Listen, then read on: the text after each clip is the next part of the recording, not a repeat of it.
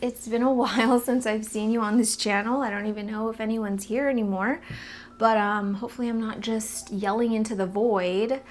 Hi and welcome back to my vlog channel. I think I'm probably gonna have some people come over from my plant channel onto this vlog just because it's a repot and chat. But I'm doing something a little bit different here today. Usually on this channel, I just do vlogs, cooking stuff, cleaning. But I wanted to do my first sort of like first time motherhood Q&A, tell you my birth story, stuff like that. I feel like I'm finally ready to tell you. I just don't think that that belongs on my plant channel. I really want to keep all parenthood, mom stuff off that channel because most people there just want to see plants, which I totally understand. And so hopefully it's okay that I'm doing it on this channel. If you don't like plants, I'm sorry, but I just don't want to be sitting here talking. I kind of wanted to do something. So I do have a few plants that I'm going to repot. Some of you on this channel know that I always have plants in the background and stuff. And yeah, I spend quite a bit of time doing plant maintenance and plant care, and so these days I kind of have to like do everything all at once. So I want to film for this vlog channel, but I do have plant stuff that I have to do, so we're gonna do it at the same time. I opened up my question box on Instagram to questions about motherhood or just new parent stuff, and I'm just gonna be chit-chatting about it today. There were a lot of questions that came in. I was really surprised. There were actually probably over 100 questions that came in, and I had to nitpick at the ones that I felt okay and confident talking about. But honestly, this might have to be like a 2 or 3 part video, but I'm gonna try and get through a good bulk while I repot some of these. So I'm just gonna get started here. If you are a plant person, this part's for you. Most of these plants are potted in semi-hydro. They are all gonna be potted in pond today, besides a few of them, but a majority of the plants that I'm gonna be repotting are being put into lechuzapon. And this is my mix today. One thing that I have kind of changed with my lechuzapon journey, one thing I've changed with using lechuzapon is I used to really like doing coarse perlite with my lechuzapon, but I've actually found, and this was like a happy, not mistake, but I had to do this because it was the only perlite that I had. I only had like a finer perlite, and I just found that it actually worked a lot better than the coarse perlite, because with how heavy the rocks are, all of the perlite, the coarse perlite, eventually ended up at the top, and I might have one to show you. Yeah, all of the perlite kind of float to the top, but when you have little smaller pieces of perlite, it just, yeah, it just kind of like holds its form better, and it doesn't rise to the top as easily as the coarse ones do. And then having a lot of fine perlite in there, it does lighten things up a lot. So I'll say that if you're gonna switch from using coarse perlite to finer perlite in your pond, I would say to even double the amount of perlite that you're gonna use, just so that it is as airy as it normally would be with coarse perlite. And you know, I actually think I could add a little bit more. But we'll see. I think let's just leave it for now. The first plant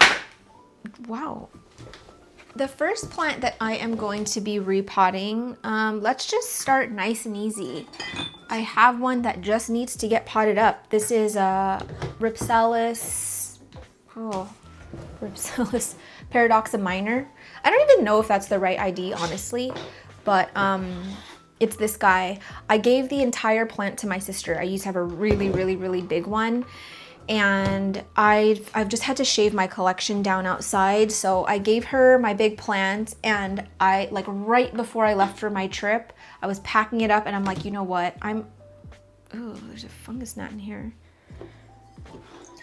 Right before I packed it up, I was like, I'm gonna regret this. So I chopped off a few pieces, and this is what I got. And I'm actually happy that I did it because I'm actually enjoying it more now that it's a smaller plant rather than such a big one. But it has lots of roots now, and so I just want to get it into a pot.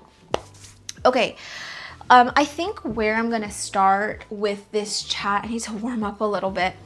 I think I'm gonna start with my birth story, which I wasn't really sure I was ever gonna tell this just because, whoa, I want this to go higher.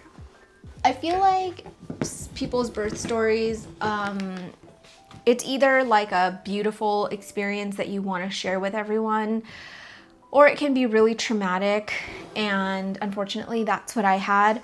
I didn't have like the worst birth ever. Definitely compared to some friends and family that have told me their birth stories, like mine kind of actually seems like a walk in the park. But I also don't want to minimize my experience because I do think about it, and it just like it nags at me. Like sometimes I think about it and I get a little bit of anxiety. But yeah, I think I'll share it with you. But I should preface this and say, if you have a fear of childbirth and like you do want to have kids, I am going to be talking about that because that was a question I got. I'm not sure if it would be helpful for you to listen to this story.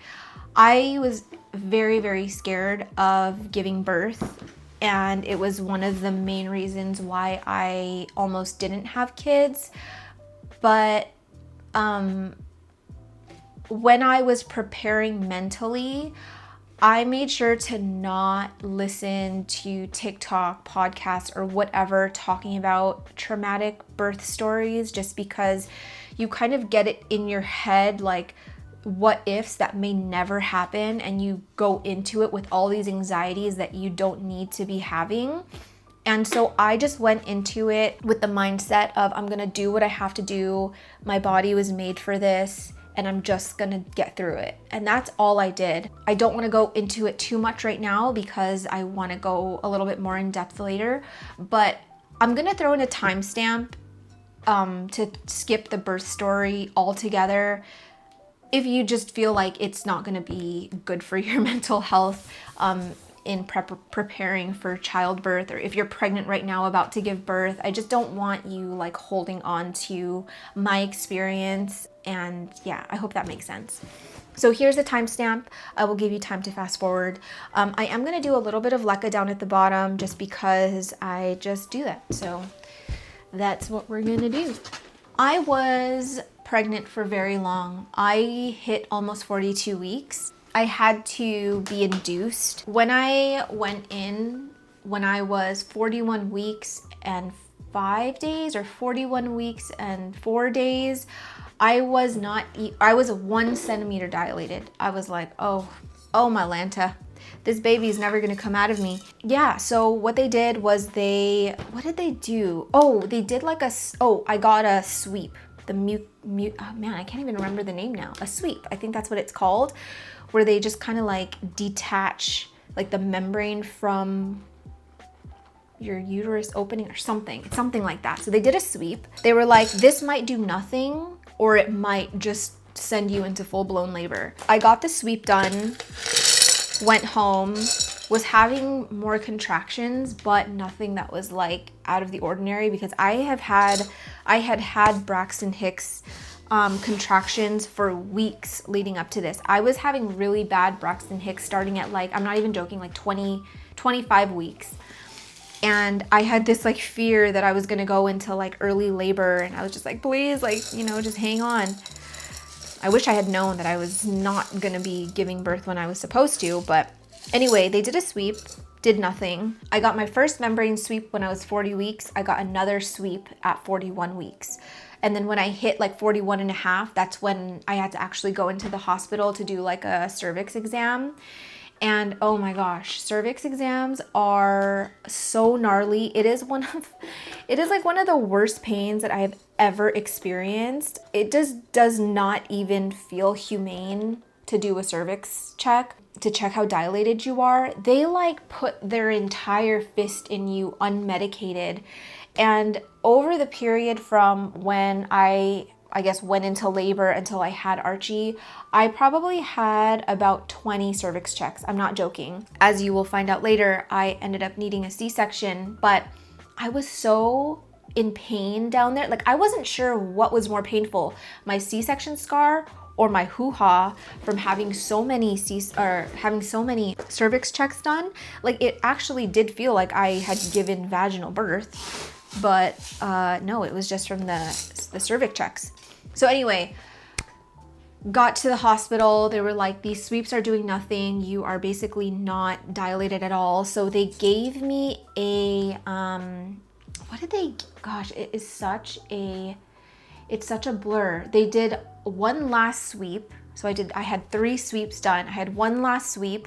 They said, come back in 2 hours. So I left, went to go get food. Nothing happened. And I came back. They were like, you're 2 centimeters dilated now, but like nothing is really happening. And then the doctor was actually saying that like she couldn't even feel my cervix, like, because I have like a tilted uterus. I don't know if that makes a difference, but she's like, it's really far back and I can't really feel it. And I'm like, well, is that going to be like an issue with giving vaginal birth if it's like not in the right spot? And she kind of was like, no, I don't think so. But I was like, can we like make sure, you know, like that just seems kind of weird. And nobody had told me up until this point that like my opening was not in the right spot. Anyway, she was like, we just have to break your bag. That was the weirdest sensation of all time, breaking the bag. Like you hear like a pop and then just like a gush, and it's like it's like you're peeing yourself, like an uncontrollable peeing yourself. So they popped my bag. Obviously they had admitted me because my water had broken at that point, and it was just kind of like a waiting game. And after having my bag broken, I still wasn't having any like crazy contractions. Like nothing was really happening. I was on the monitor. They were like, you're contracting like every 2 minutes, like when you're supposed to be contracting, like you are in active labor, but the contractions aren't strong enough to actually put you into labor, and you're not really dilating anymore. I do have some mycorrhizal water here. I already got it ready because I'm super prepared today. And so they're like, we're gonna give you some pitocin. And so that's the stuff that like makes your contractions really strong. I had heard about pitocin, or I had done my research on pitocin. I wasn't against it per se, but I really wanted to be able to like just go into labor on my own without needing pitocin, just because I had read some like horror stories about it. But at that point, Archie was in there, and it was time to be evacuated, or it was time to be evicted, and he wasn't going anywhere. And so I agreed to the pitocin. They started me on that, and you guys, it was just like 2 full days of being on pitocin and having like the worst labor pains. I did get the epidural. I tried to wait as long as possible to get the epidural, but the pain was so bad. I couldn't take it anymore, because I said, I never went into it thinking I'm gonna do this unmedicated, but I did want to hold off on the epidural for as long as possible. But because I was in active labor and I wasn't dilating, I was just going through the same like pain, contraction pain, with nothing happening. And it was like I was just not making any progress, and I was going through all this pain, what seemed like for nothing. The next plant I'm going to be repotting is my Huperzia numerifolia. I don't know how to say the name. This one doesn't really actually have to be repotted, but I don't love the pond that it's in right now. I feel like there's not enough perlite in there, and it just looks a little bit icky. So I want to get it into a glass vessel and just kind of restart with some fresh pond, and hopefully that does not send it into a downward spiral, because I have no idea what I'm doing with this plant, honestly. It was really frustrating because there were a few doctors that had been in and out of my room over the 2 days that I was in labor. And it was like every doctor would do these cervix checks, and they're like, oh, you're 4 centimeters. And then another doctor would come in and be like, oh, you're only 2. And I'm like, well, what is it? Like, what, like, are we making any progress? And so finally on the 3rd day of being in labor, you know, I'm hooked up to a monitor the whole time. We are monitoring Archie's heartbeat, and they had to up my Pitocin because they're like, nothing is happening, so we need to make the contractions stronger. So they gave me more Pitocin, and every time I would have a contraction, his heart would just drop off. Like, we wouldn't hear his heartbeat anymore. It would go from being like regular. I'd start to have the contraction, and then at the peak of my contraction, his heartbeat would like beat, then nothing. And they'd have to like turn me and like poke my belly. Like, it was the scariest thing. Like, they kept losing his heartbeat. And finally, you know, one of the doctors was like, we have been doing this now all day, and we keep, oh, wow, you guys, that's, whoa, these are all the roots on there, and they don't look great. That's unfortunate. That's extremely unfortunate. Yeah, I don't fancy that very much. I'm gonna get into something much smaller and something plastic, I think. I think something this size will be a little bit better, and I wish I had some rooting hormone. I actually don't know if I do have some. I might have thrown it away though, just because I wasn't really using it. But at some point, at some point I knew I did have rooting hormone. Now, I don't know if these things expire. I'm sure it does. But I'm gonna use it anyway. This is the Wilson brand Roots with fungicide liquid root stimulator. So I'm just gonna like dip this whole thing in there and see if it does anything, because it did wonders for my yucca. I used this stuff for my yucca plant. When I brought it home, well, when my husband brought it home, he had broken a piece off, and I just had this like stem, no roots, and I literally just like dipped it in the rooting hormone. I stuck it in the soil, and within, I want to say like a week, I was tugging and I couldn't pull it out. Like, it had already started to root. Where did I put, sorry you guys, I'm like, I just had the little container, the container that the Puperzio was in. Where did I just put it? I just had it. I didn't throw it away. I don't think I did. I don't get it. I dumped it out. Am I losing it? What the heck? I'm upset. Where's... I guess I could watch the footage back and just see where I put it, but that is like the strangest thing. Did I put it in the closet? Oh, it's right there. Oh my gosh. Guys, I'm fine. All good, all good. Okay, I'm gonna just pour a little bit into here, and ooh. It looks like Flubber. Did you guys watch that movie, Flubber? Whoa, with Robin Williams. And then I'm just gonna dip the entire root system into this rooting hormone. I was gonna do leca down at the bottom, but I don't think I need to actually, since this is so small. I think if I do leca down at the bottom, it's gonna dry out way too fast. So anyway, where was I in my story? So yeah, like his heartbeat just kept dropping, and every time a new contraction would come on, I was just in a state of absolute panic, just anticipating that heartbeat dropping again. And so finally, you know, the doctor that was there was like, we can't do this anymore. His heartbeat is not looking great, and we have to get him out.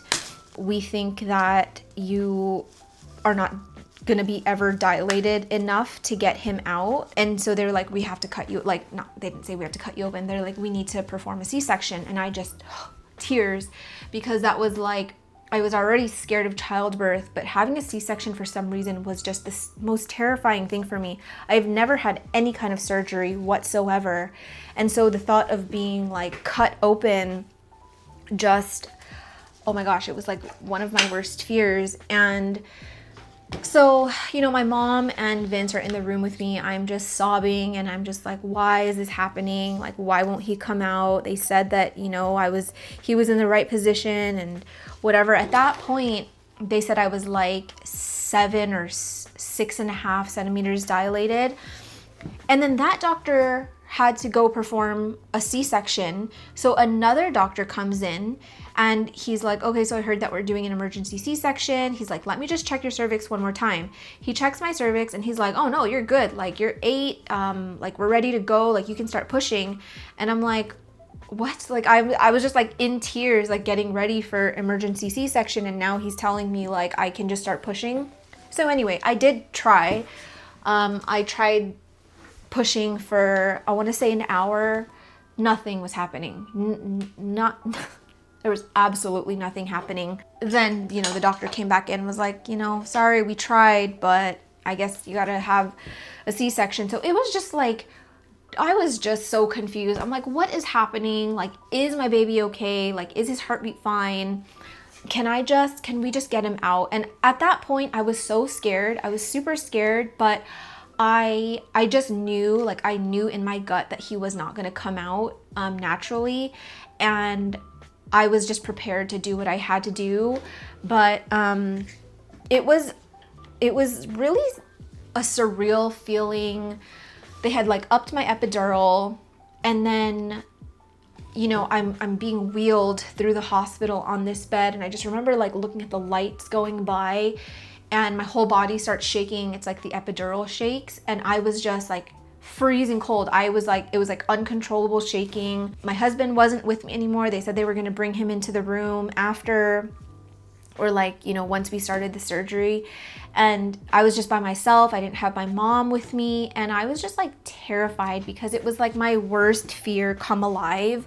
And I just like could not believe, after 9 months of carrying this baby and like preparing and doing all the exercises to make sure that, you know, I could get him out naturally, it just all kind of hit me at once. Like, wow, I'm actually being cut open. Like, this is really scary. They get me on the hospital bed, and the window thing goes up, or what is it? Yeah, I guess it's kind of like a tarp. It goes up. Could not feel anything down there anymore. But it was like when they opened me up, I couldn't feel like the cut being opened, but I could feel them pulling organs out of my body. And I just remember like feeling really like jello-y.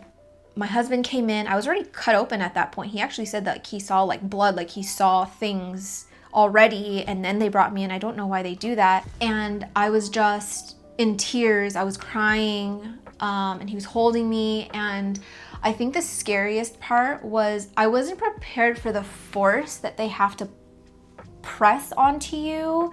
So I guess move the baby down and out, because they can't just like pull the baby out. They kind of have to like naturally like push it out. But like me and my husband both started crying when this happened, because my entire body was just like shaking on the table, and I was just so scared out of my mind.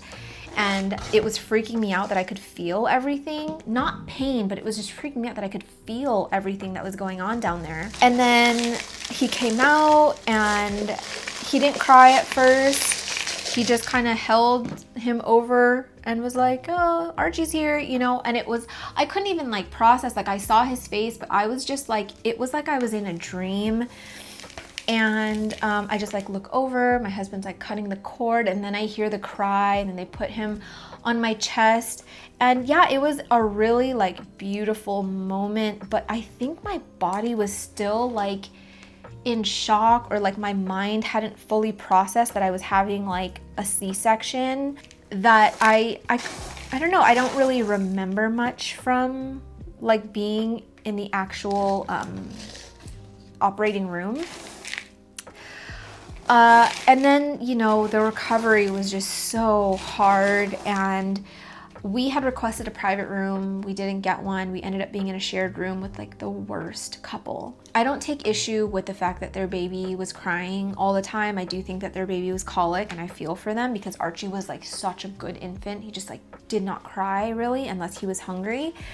But they were just like really inconsiderate, and like they were just having people over and just like laughing and talking really loud. Literally 3 in the morning, the husband and wife are just having like a full-blown conversation, like not whispering. Woke up Archie, like they were acting like nobody else was in the room with them. And you know, I was recovering. That was like one of the worst pain I had ever been through. The scar like looked gnarly. I'm being thrown into being a new mom, and it was just, yeah, it was a lot. It was a lot. And that hospital experience was not fun. I did not enjoy it at all. There was a point where in the hospital, I think it was on that first day, I don't know what time it was, because the room that we were in, they were doing construction at the hospital, and so our windows were completely boarded up. We were like in darkness for 3 days. I never knew what time it was. I didn't have a concept of time. I was on a lot of pain meds. I was sleeping when I could. But in the 3 days that I was in the hospital, I had 7 hours of sleep. It was the weirdest experience. I was hallucinating. I was just having full-blown like visions of people that were not there, hearing things that were not there. At one point, I'm pretty sure it was on the first day, they were doing so many tests on Archie. They needed they needed to like check heartbeat and like look at stuff. And so he was always kind of being undressed. The hospital was pretty warm, and he was in his little like, you know, thing that they put him in, and he was all swaddled. But at some point, a nurse wakes me up, like basically like shakes me awake. She's like, "You didn't put any clothes on your baby, and he's really, really cold. Like, you need to do skin to skin now." And just like rips my blanket off and just like plops him on my chest, starts rubbing him. And she was like, "Why wasn't he wearing any clothes?" Like, she was like scolding me. And I'm like, I don't even remember any of this happening, because my mom was there, you know, she was taking care of Archie. I didn't even remember when he wouldn't have been wearing clothes, but I knew that he was swaddled the whole time. But anyway, she just like, I just started bawling. Vince was sleeping when this happened, and he woke up to me, you know, holding Archie in bed, like trying to warm him up. And I was just bawling because I felt so bad. I was like, I'm already failing as a mom. Like how did I let this happen? Like, he's so cold. And I just felt so guilty. It's like I wasn't even a mom for like a full 24 hours, and I like had already failed him. That's what I felt like. And it just didn't help that this nurse, she was so mean.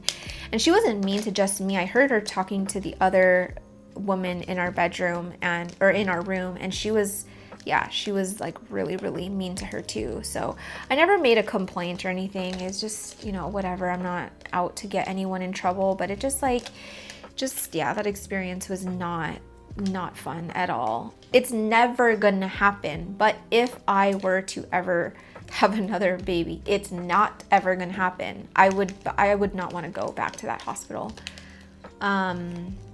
So yeah, that was my birth experience. Again, it wasn't like anything crazy, you know. I didn't almost lose my life, because I know a lot of women that have. I have family members that have. I think just the trauma of hearing his heartbeat go away so often for like what felt like a full day, and the anxiety of every time I got a contraction, I was just waiting to hear that heartbeat drop. And it was, yeah, I don't know why I think about it often. Like, sometimes I look at Archie and I just apologize. Like, I apologize to him all the time. Like, I'm sorry I put you through that. like, I hope you don't remember it. Yeah, I'm sure he doesn't. Like, I think if you ask anyone, like, oh, what do you remember from when you were born? Like, no one remembers. At least I hope they don't. Again, never gonna happen. But if I were to ever get pregnant again, I would definitely opt for a C-section. I just think that, like, a planned, scheduled C-section, going through the labor, it was too much. It was too much. Anyway, I think I can start answering some of the questions now. Hopefully I do this in an order that makes sense. Maybe. Oh, sorry, I forgot to mention this in the beginning of the video, but If you didn't see it on this channel, especially if you're coming from my plant channel, I did a video with Vince while I was still pregnant, and we kind of talked about how we came to the decision of wanting to have kids because we were very, very flip-floppy for a decade. Like, we were not sure if we wanted kids, like genuinely not sure. And so we kind of take you through our process of like what life was before kids and like why we didn't want to have kids, and leading into eventually the decision of having kids. I did get a bunch of questions that were addressed in that video, so give that a watch. I will link it in the description. Okay, so the first question is, people have said that it's the best feeling in the world to be a mom and a different kind of love. Is that true? If you've ever been on any kind of social media, you've definitely heard the phrase, there's no love like a mother's love, or like there's no love like the love for your kids.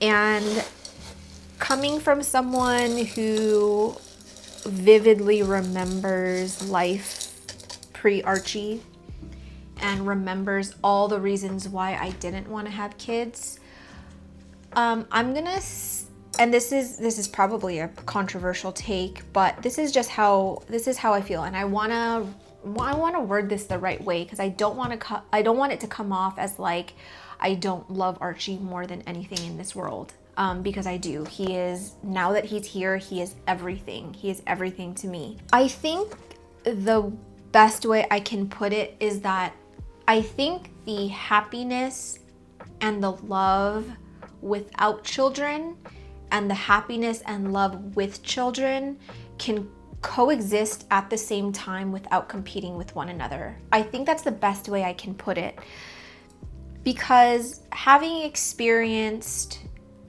having a child now, but vividly remembering the happiness and the joy and the love that I felt pre-Archie, I can pretty confidently say that if I never had Archie and, you know, I grew into my old age and whatever, I still would have been a happy, fulfilled person with the love that I did have, with the love from my parents, the love from my grandparents, the love from my partner, the love from my siblings, the love from my niece and nephew.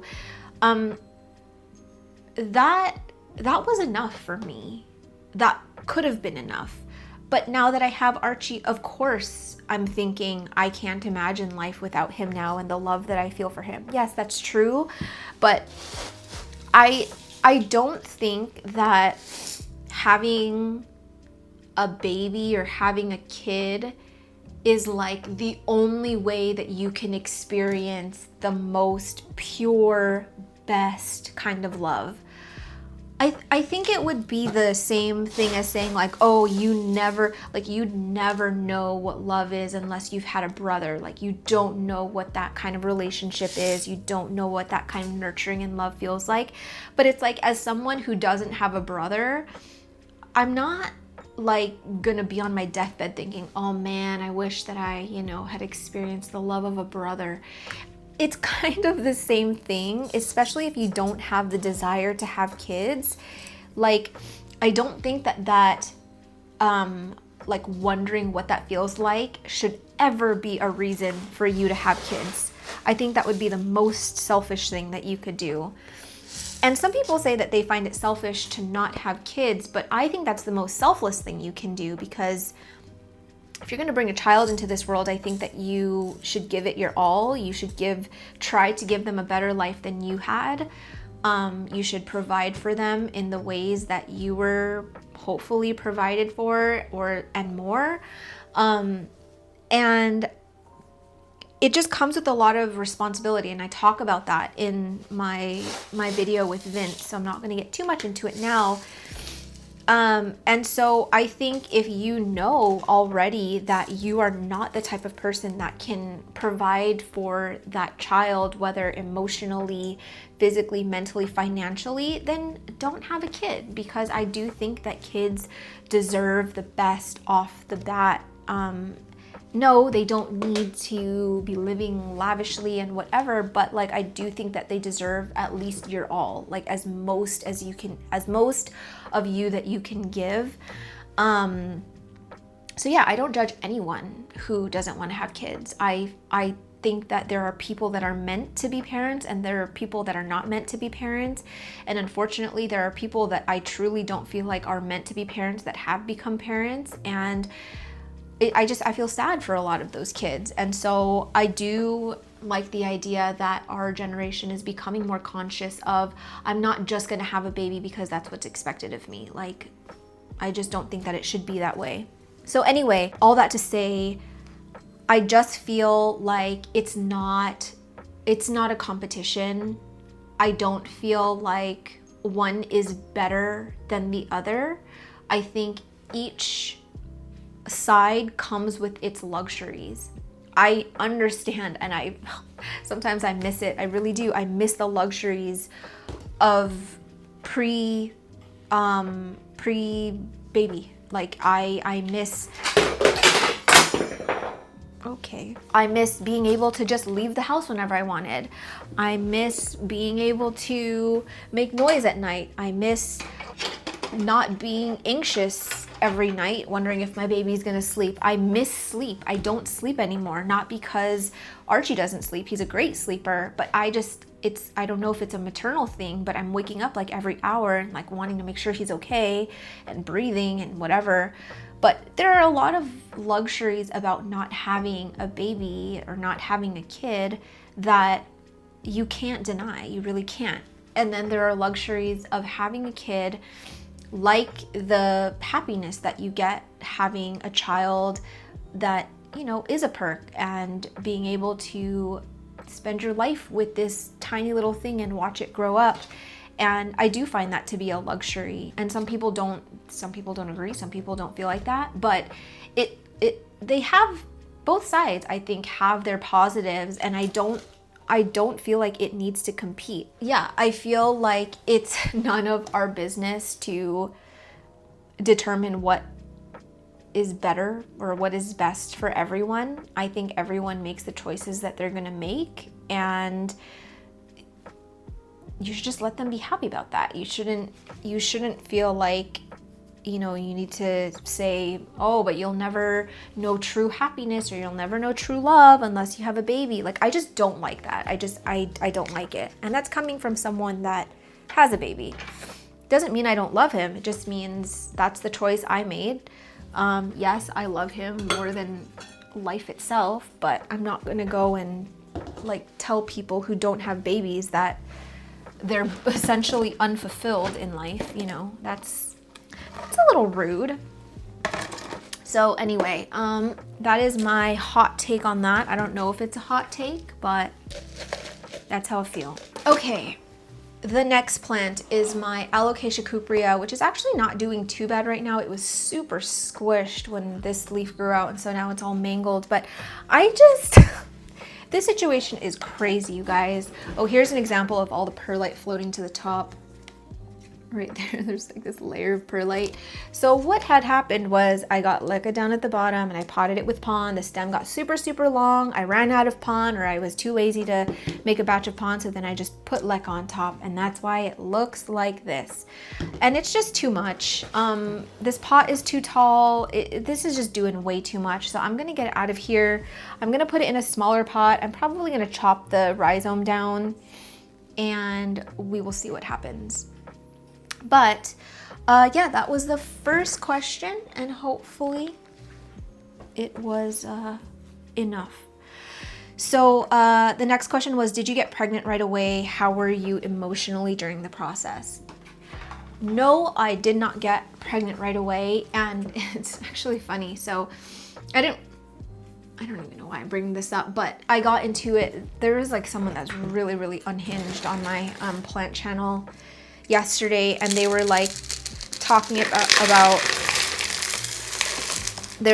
how I was using like my infertility struggles as a way to like get views, and then I was talking about how like I couldn't have kids, and then suddenly my next, oh, that's stem, that's part of a stem. Okay, there's corms in here too. Yeah, how I was using like my PCOS or whatever, like reproductive issues, as like a way to get sympathy or whatever, and then, oh, the next video I'm announcing I'm pregnant. People can have reproductive issues and fertility issues and still get pregnant. Newsflash. But anyway, I think she was like really off her rocker. Like she needs to call a hotline or something. Like she was not okay, which is why I stopped engaging with her, because I have limits. I like poking fun at trolls and stuff, but when I think that someone is like actually really not well mentally, like it's not fun anymore. So anyway, I do have PCOS. That is polycystic ovary syndrome. You can look it up. It's a whole thing.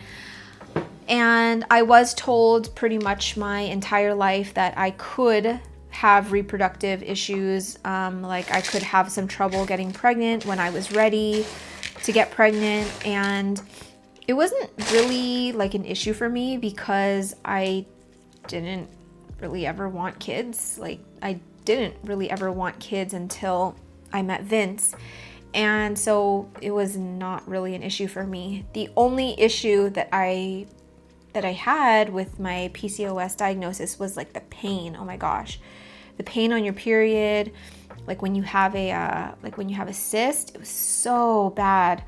I'd have to like call out of work. I had to call out of school. It started when I was 13, and it was like I can't even stand straight. Like day 2 of my period, it's just so bad. I don't know if I should cut this because all the roots are right here, and I really wouldn't be saving that much space by cutting off this little tiny thing. So I'm just gonna leave it. And I think I might dip this stem in rooting hormone. I think whatever had rotted off is maybe callous now, but you know what? I might chop the bottom off just to make sure that the rot doesn't keep traveling. So I'm gonna chop. Sorry, I'm really far. I don't know why I'm so far from you actually. Oh, that went flying.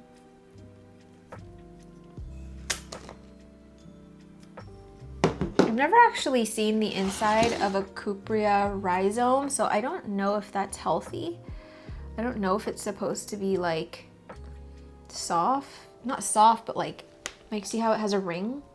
Is that normal? Like it's firm, it's super firm, so I'm not gonna chop anymore, but hopefully it's okay. So yeah, we basically tried for an entire year. It was like the longest year. It was the longest year of my life, you guys. That's a lot of sex, okay, for 1 year. We actually found out that we were doing it wrong. We were doing the deed wrong. I had a doctor, my original doctor, who gave me okay, all those roots just fell off. My original doctor that gave me the PCOS diagnosis, like in my teenage years, because it takes a while. I think it takes a while to get a PCOS diagnosis. I went into the hospital when I was 13 because of period pain, and they were like, she probably has PCOS because she has like a cyst on her ovary, but it's pretty common to have cysts on your ovaries. So it was like, it took a couple years of like going back to the doctors and stuff to get an actual diagnosis after a few ultrasounds. Sorry, I need a much smaller pot now that I've broken off the entire root system. Yeah, so he was telling me like, if you want to conceive, like there's a certain position I can get into right after. God, this is TMI. This is a lot of information to be sharing on the internet. But he was like, you know, you can position your body in a way after to make sure that everything just swims where it's supposed to swim. And that's what we were doing. And then it wasn't until literally, it was like 11 months into trying, and my doctor, my current doctor, he was like, let me feel your uterus again. So he did like a check down there, and he was like, it's actually, you have a retroverted uterus. So it's like tilted inward. And so actually the position that I was getting into was preventing them from swimming. It was kind of like they had to swim up, up, up, and then over instead of just like going straight into there. And so, yeah, he taught me a different position to get into. And I don't know if it was all just like divine timing or what, but we got the Mira, which I swear by. Like the Mira, because I was doing like ovulation tests before and it's just so vague. But with the Mira, which I'll link in the description, it's very expensive. My dad bought it for me because he was like, I want a grandkid. So he bought it for me, and I think I'm gonna do Leca with this Cupria. Is that crazy? Yeah, I'm gonna do Leca. It basically tells you your exact levels and like the optimal time to do it, the deed. And yeah, it was switching the position and the Mira. And it was the next month that I got pregnant. So yeah, I don't know. I really don't know. I don't know if maybe I had gotten the Mira sooner or had switched my position sooner, if I would have gotten pregnant a lot sooner because of the retroverted uterus thing, or maybe I wasn't, like I wasn't reading my ovulation test right, or I wasn't timing it right, or what. But I could have probably gotten pregnant sooner. But I think one takeaway is that a lot of people with PCOS think that they're immediately just gonna have a hard time getting pregnant. And I think it just depends on how severe it is, but it's not like a death sentence. Like, it doesn't mean that you're infertile, you know.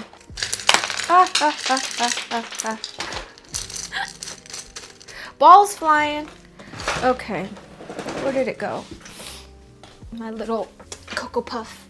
Now that it's in here, I'm like, I kind of want to get it into something a little bit deeper, but at the same time, I really want to rehab it well, so I don't know. I think a bigger vessel might actually do it more harm. So I'm going to get this watered. By the way, this is Myco water. I added Great White to this, and I probably could add more because it doesn't really look the color that I like it. Wow, this lake is clean. Look at that water. That is clear. I spent like literally an hour soaking these Leca bowls and making sure that they weren't dusty. All right, Cupria is done. I don't even remember what I was talking about, but I let my camera cool down a bit and I just started peeling corms, and I started getting carried away, and I'm like, wait, I should probably do this while I'm filming. But what was I even talking about? Oh, did I get pregnant right away? Long story short, I did not get pregnant right away. How was I emotionally during the process? I was tired. Honestly, I was tired of having sex. I'm just gonna say it. I was so over it. I was like, you know what? I told Vince, if we don't get pregnant by the 1 year mark, we're done. I ain't trying anymore. It's just too much. So I feel for people who, you know, have been trying to conceive for like years and years. I cannot even imagine. This is the weirdest corm. Look at it. It's got like, it doesn't have like a little tapered tail. It's just like this, I don't know, this mass. Okay, so I'm peeling some of the mellow corms, and I'm peeling some of these Cupria corms, and I'm using gloves because the what's the word? It starts with a C, I think. I forgot what the word is. It has stuff on it. Something crystal oxalates or something. Something oxalates that like make you itch. So anyway, the next question is, the idea of birth is so terrifying. How did you get through that fear? Like I said earlier, I went into it just telling myself, just do what you have to do. Just do what you have to do. It's going to be 1 or 2 days of, you know, being scared and being in pain. But then you're going to have like this lifetime of happiness with, you know, your little guy. And so I kept telling myself these like positive mantras of your body was made for this. And, you know, women have been doing this for centuries, and women were doing this like in their beds. People are still giving birth at home, and I'm going to be in the hospital with nurses and doctors that know what they're doing. You know, I had my birth plan. I think the only thing I would suggest, like one thing I would have done differently, is I would have prepared, and this was advice. Oh, that was hollow. This was advice that was given across the board. And I would always kind of like skip over it because I just didn't want my brain to even go there. but it was to prepare for the birth that you don't want. That is one thing that I wish that I had done research on C-sections. I wish I had done research on like what to expect if you're gonna have a C-section, the recovery, because I just, in my mind, was so sure that I was gonna have a vaginal birth. And so that's what I prepared for. And so when you get thrown into something completely different, it's just, I can't even tell you like the headspace and like what goes on up there. It's really scary. It's really, really scary. So yeah, I wish that I had like some method or something reassuring to tell you like, oh, it's all gonna be okay and it's not that bad. I can't say that because that wasn't my experience. But I will say that even though I still hold on to a little bit of like anxiety from my birth, and it was more so not even just the pain. It wasn't the pain I was in. I don't honestly, to this day, I don't really even remember what my contraction pains felt like. And I was so sure I was gonna be one of those women that never forgot the pain. But I don't remember labor pains anymore. I don't know what it felt like in my body. When I think about my birth and when I think about Archie's birth and like why it was traumatic, it wasn't traumatic because of that. It was traumatic because I thought that I was gonna lose him. And yes, having an epidural or not having an epidural, which actually wasn't bad. I thought getting an epidural was gonna be really scary, but I didn't even feel the needle going into me. I thought that, a C-section was gonna be like the scariest thing on earth, but looking back, it's like, I think I've been in scarier situations in my life. And if it's any reassurance, when you're in labor, there's like a part of you maternally that like switches on. It's not fight or flight, it's more just fight. And it's just like you just do what you have to do. You just do what you have to do. And I've heard of that happening, but I was so sure I was not gonna be one of those women. I'm like, you know what?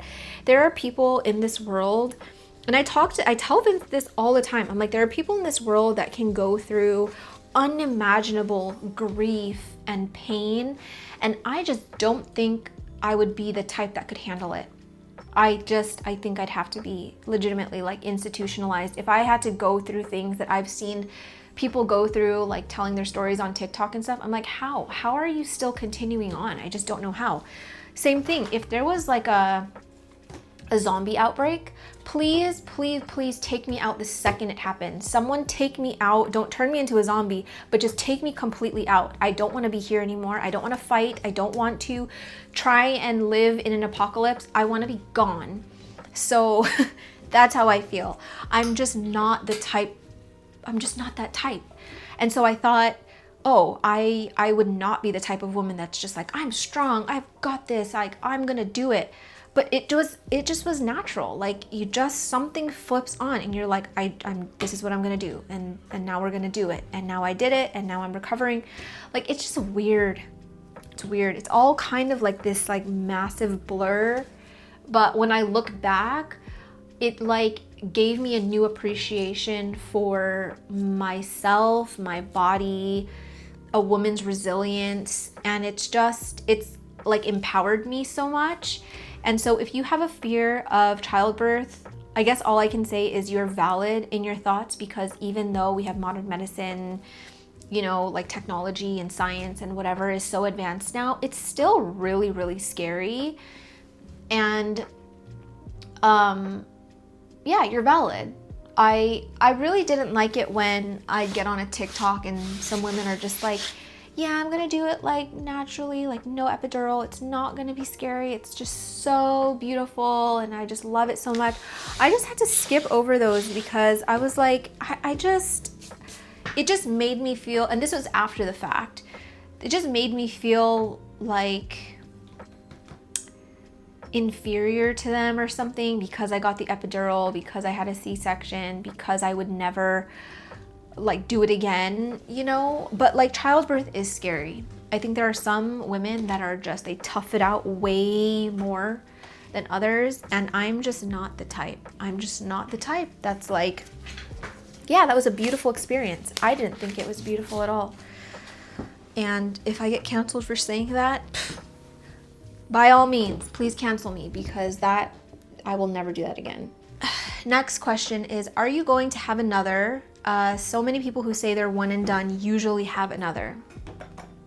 No, absolutely not. I'm done. I am done.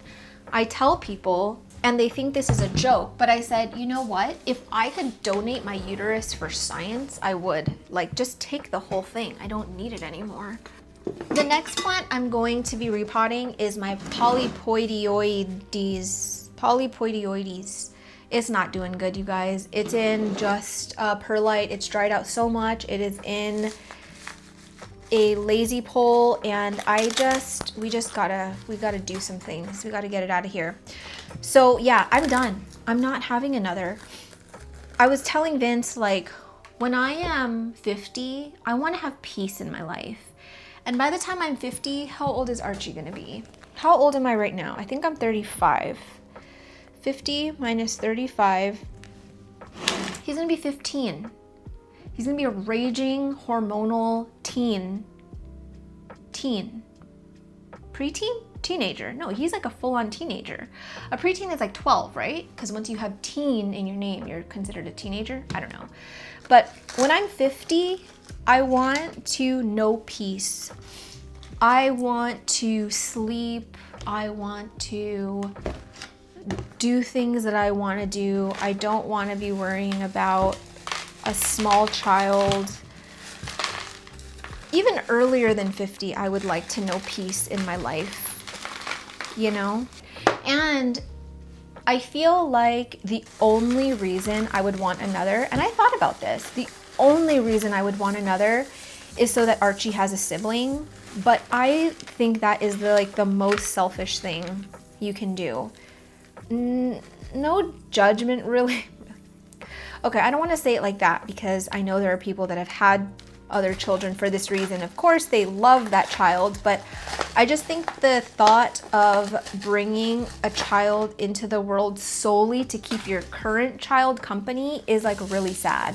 It's like, oh yeah, we brought Archie into this world because we wanted to have him, but we brought you into this world because we love Archie so much we didn't want him to be alone. I don't know, I just find that sad, and I wouldn't want that to be the circumstance, that we bring another kid into this world. So I do kind of feel guilty because I love the relationship that I have with my siblings, and I can't imagine my life without them. But I think that all I can do, or all we can do, is make sure that he has a close relationship with his cousins, because he has a lot of cousins. Ideally, I would love to move back to California because he has more cousins there, but that's probably not going to happen.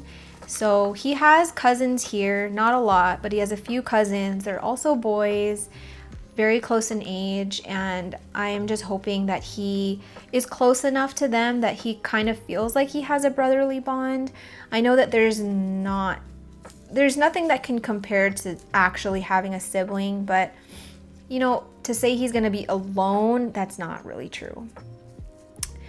So, yeah, we're not having another one. We're not. I actually am going to cut this. So it has new growth right here, and this is really, really, really long. The only thing is that all of the roots are down here. What do I want to do? Because this is just, it's a little much. This leaf is really ugly. I'm going to chop this off. What do I want to do here, guys? Because it has aerial roots. Like, I have a good place to start, but I think that I'd have to like get this into something like leca to get the rooting process started.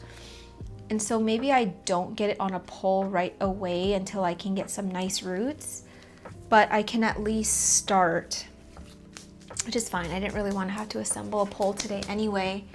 So I'm gonna just start chopping. Yeah, I am done. I'm done. I am very sorry to Archie for not having a sibling, but I cannot imagine having another baby. I don't want to imagine it, and that is that.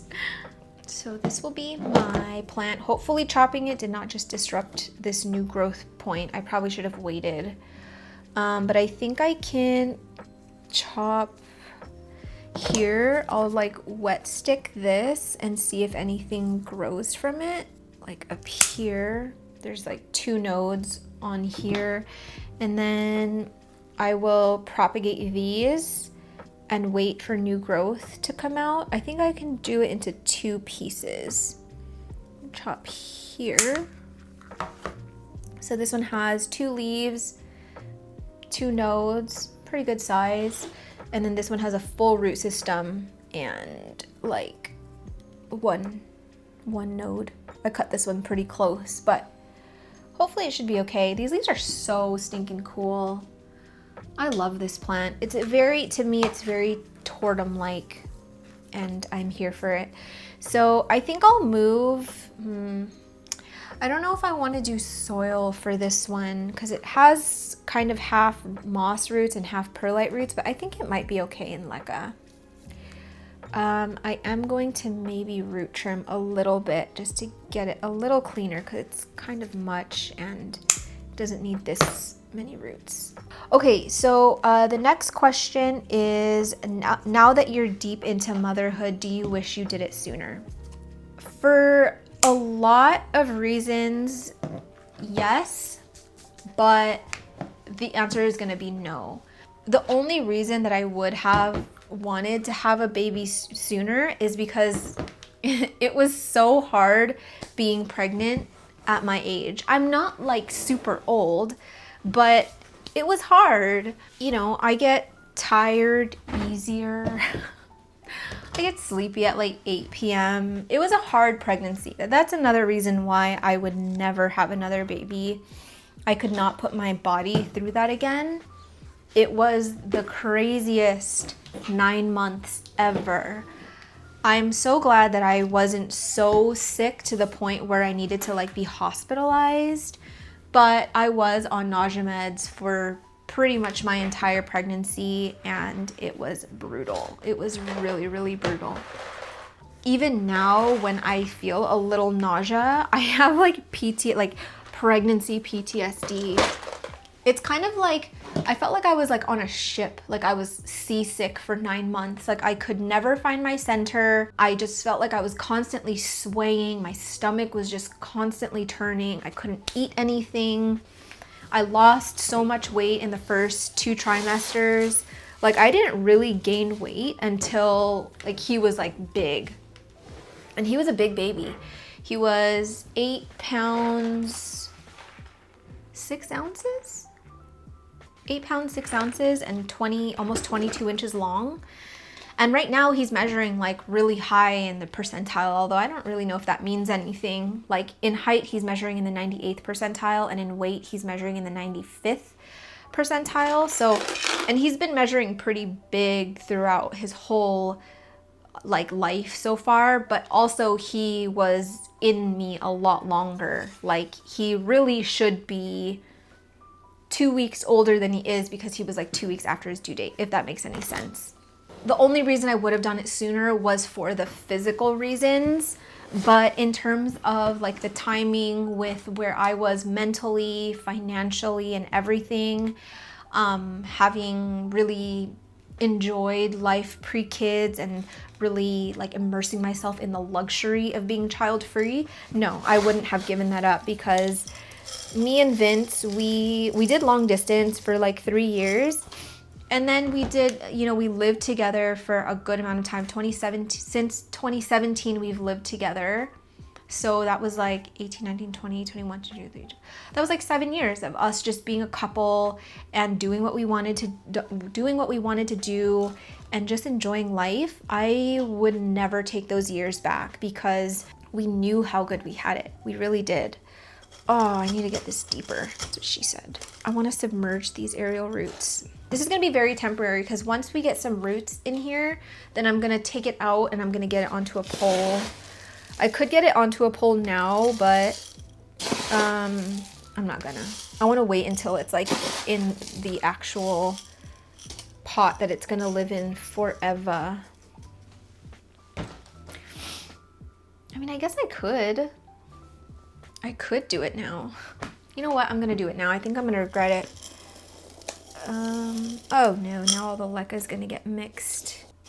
Oh, you know what I can do? It's really nifty having a really large grid strainer.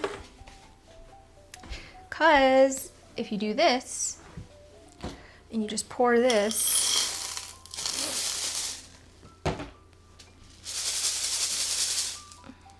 ta-da! Amazing. I think the easy answer is that I don't think that I would have deserved Archie any sooner than now.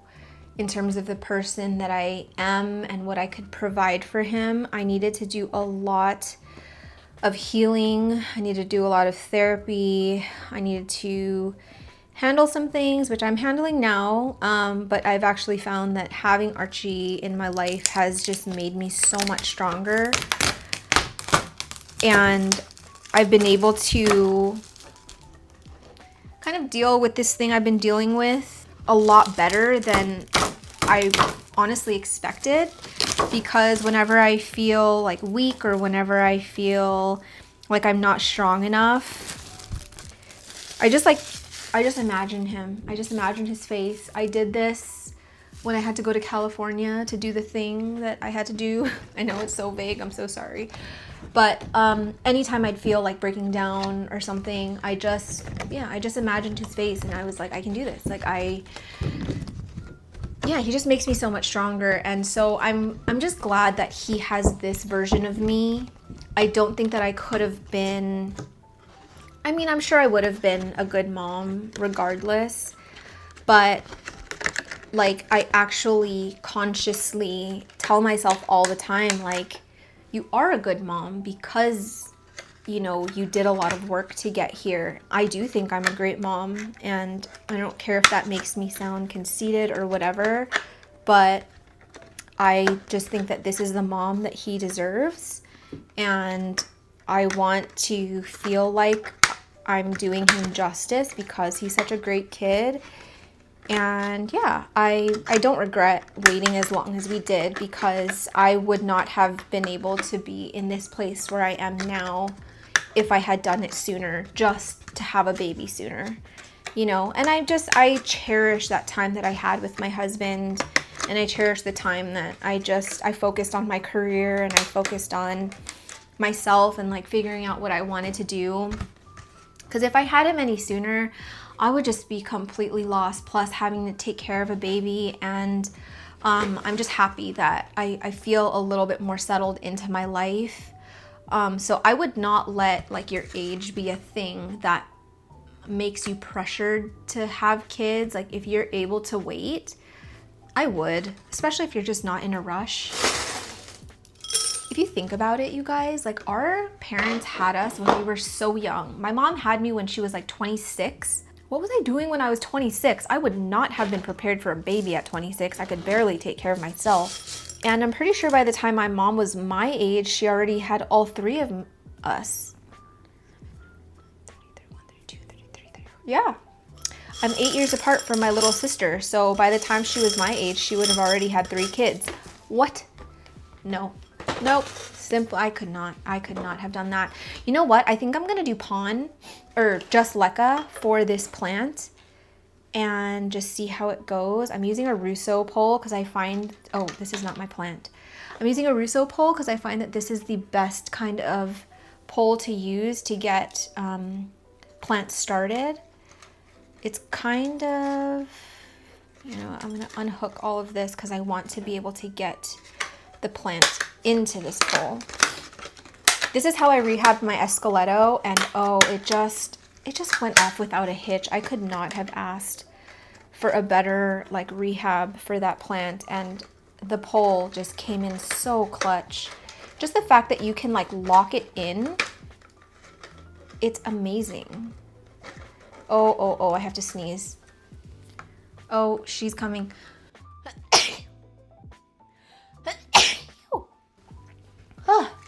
Yeah, there's no way I'm going to get through all the questions, so I'm going to have to continue this at a later time. I think I can go a little bit lower.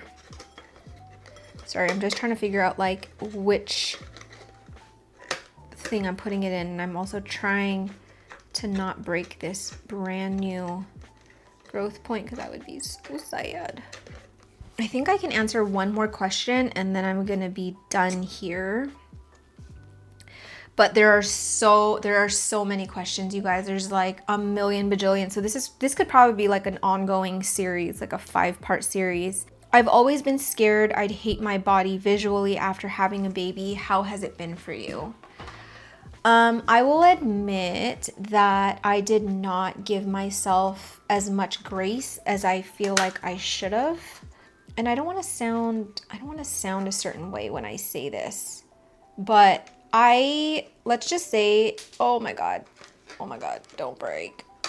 Let's just say I have never struggled with my weight, meaning I've always kind of held the same weight or the same form that I was comfortable with. And I don't know if it's like a fast metabolism or what, because I don't work out. I really could eat whatever I wanted and I wouldn't gain weight. But it's definitely changed since having a baby. I was not prepared for how slowly it takes your uterus to shrink back down. Because after having a baby, I looked like I was still pregnant. And I looked still pregnant for kind of a while. I thought I would have slimmed down a lot faster, but I did not. And I am still feeling very self-conscious, kind of waist down. And it's been kind of like, I don't know, it's been a journey with wanting to fit my old clothes. I had to buy all new jeans because I was like a size, I could wear like a 0 to a 2 pre-pregnancy, and now I'm like a 6'8", which is like wild. Like I never thought I would be a 6'8". And I'm not saying that's like a big size. I'm just saying I've never worn those sizes before. And so to me, it was just like a huge jump.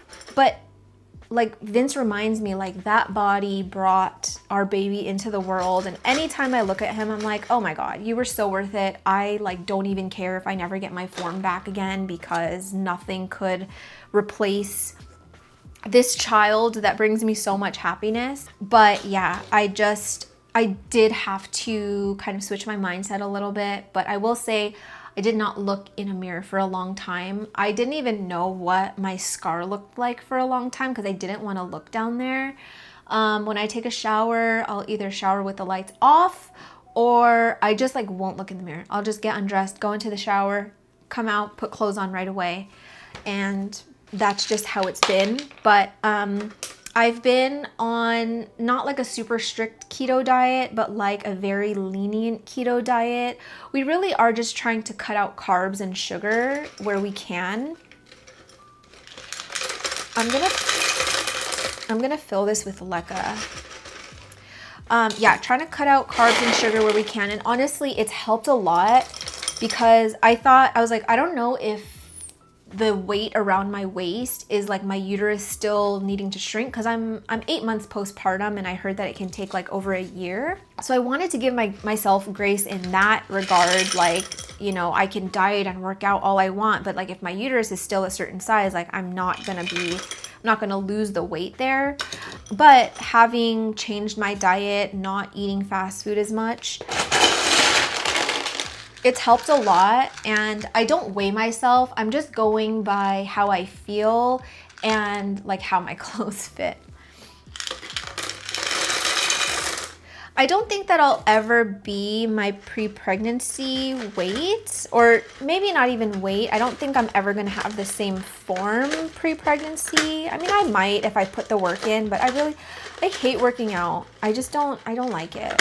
I only worked out when I was gonna run a marathon, but just like for fun, no, I don't like it. So I don't know if I'll ever have the same form as before, but I'm okay with that because I don't know. it's whatever. I don't need anyone's validation, but I think it was more a personal thing, like just trying to recognize who I saw in the mirror and kind of get used to the new body. But now I'm in a place where I'm feeling more appreciative. Like I look at my belly, I look at my scar, and I'm like, dang, like you made a whole kid, and like, you know, you got him out of you, and like you went through what you went through. And I don't know, it just has made me feel more like empowered in a way.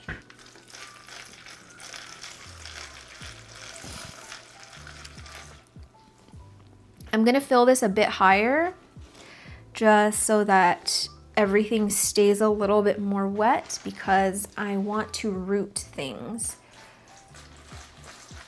I probably should have dipped it in some rooting hormone, but that's okay. Oh, I'm feeling so much better about this. And you know what? The leca is big enough that I think I could just do a leca pull.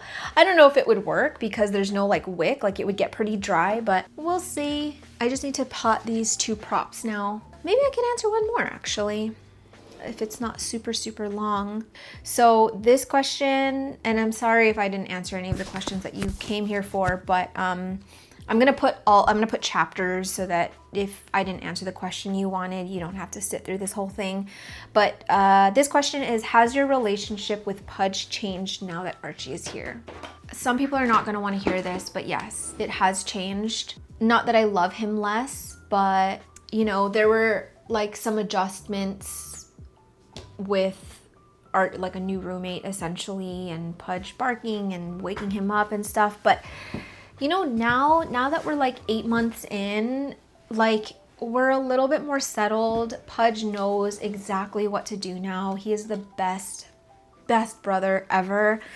And the only way that my relationship changed with him in the beginning was, obviously I wasn't able to give him as much attention, which is sad, but me and Vince, we talked about this before we had Archie, that we did not want Pudge to feel like he was being replaced or he was not as loved anymore. So anytime like one of us was with Archie, another one of us was with Pudge. So I'll talk about this in another video about like how we survived the newborn phase. And part of that was, you know, sleeping in shifts. And so, yeah, whenever someone was on shift with Archie, the other one would be in the bedroom with Pudge.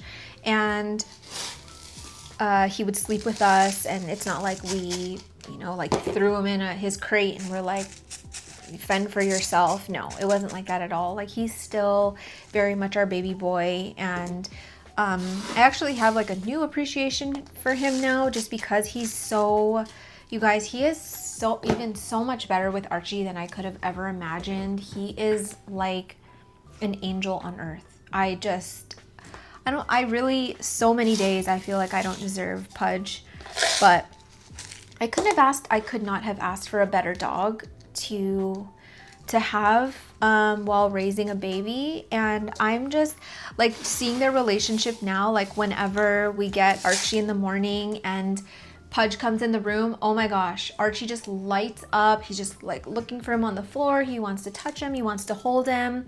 Anytime Archie's on the floor, Pudge is just running circles around him, licking him. Like they are obsessed with each other, and it is just like, it's like one of the most beautiful things I've ever witnessed, honestly. So yeah, my relationship with Pudge has changed in that I can't give him as much of attention as I was before, but it's not like we've completely just abandoned him and don't care about him anymore. He is still very much our baby, but you know, I can't like do like long days at the park with him anymore. And it's just different. It's just different. But I think overall Pudge is just really happy to have a brother. That was one thing we were really excited about, was anytime Pudge would be around a kid or a baby, he just went crazy. Like anytime we walked him, if there were kids at the park, he just stopped, just wanted to like watch the kids. And anytime a kid would approach him, he was just like the happiest ever. He loves my niece and nephew. And so we were like, dude, this kid does not even know he's gonna have like his own baby soon. And it's been exactly what we thought it would be. Like obsessed with him from the very beginning. And yeah, Pudge is just, he is just the greatest dog. I I can't say enough how appreciative I am for that little guy. He's just the best. I think I'm gonna do this little wet stick in pond 2. I don't think it's gonna root super fast, but I am gonna dip it in some rooting hormone and just hopefully that kind of like speeds the process along.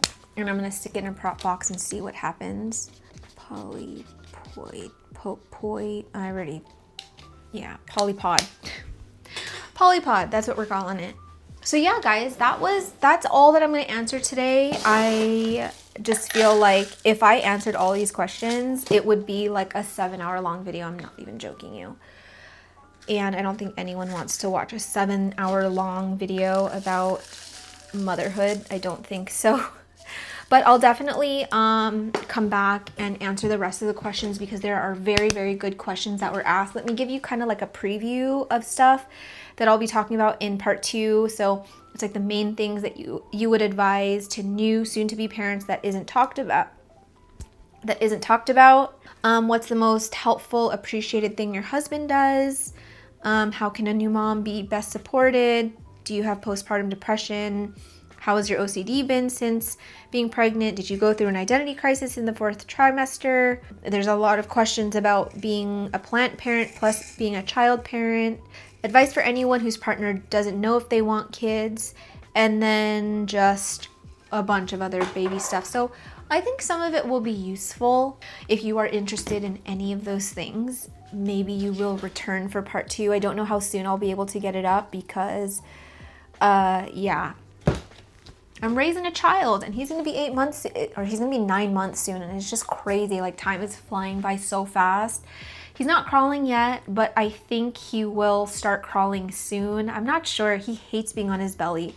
We've tried like doing all the exercises to help him crawl and he's just like, no, just doesn't want to do it. That is gonna be it. Thank you if you tuned into this repot and chat from my plant channel, or thank you if you have not come from my plant channel and you're not even interested in plants and really not even interested in motherhood stuff and you still sat here and listened to me talk anyway. Thank you so much. What I will leave you with is I've obviously talked about a lot of the struggles with parenthood and some, you know, just like realistic things. But overall, this has been the best time of my life. I am incredibly